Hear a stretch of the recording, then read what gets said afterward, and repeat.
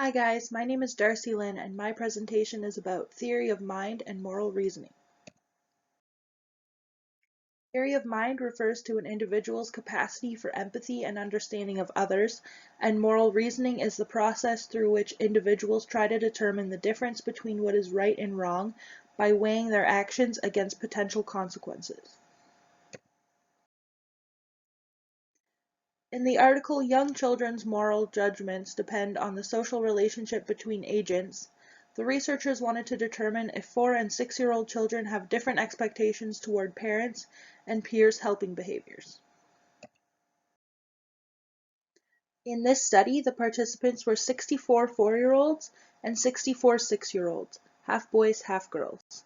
They had the children work in partners with others of the same sex and age, and worked with their frequent play partners, as indicated by their teachers.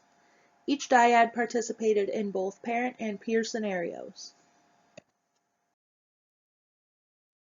On this slide is an example of 1 out of 4 of the scenarios given to the children to determine whether the parent-peer would help or not help in each scenario.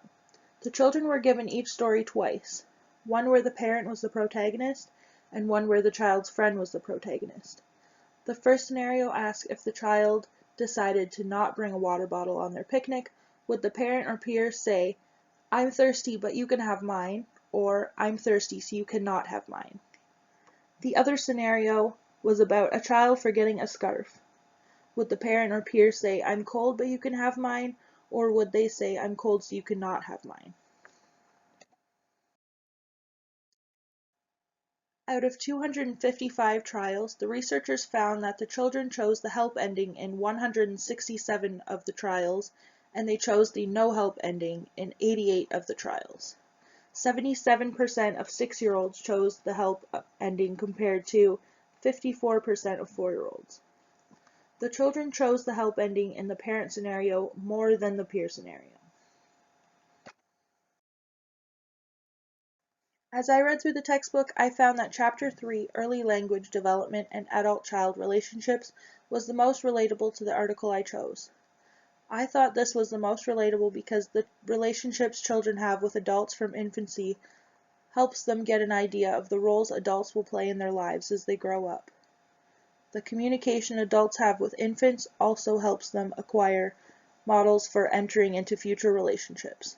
I thought this was related to the study I chose to do my presentation on because from the time children are born, generally they become accustomed to their parents taking care of their needs and also making some sacrifices for them. For example, giving up their scarf or their water bottle. That is why I believe the children chose the parent help ending more than the peer help ending. I believe these children have seen their parents choose the help ending, so they might believe it's the parent's duty to be helpful. So what do you think the results of this study say about relationships in early childhood? How do you think children develop their moral compass? And why do you think the children chose the parent help ending more than the peer help ending?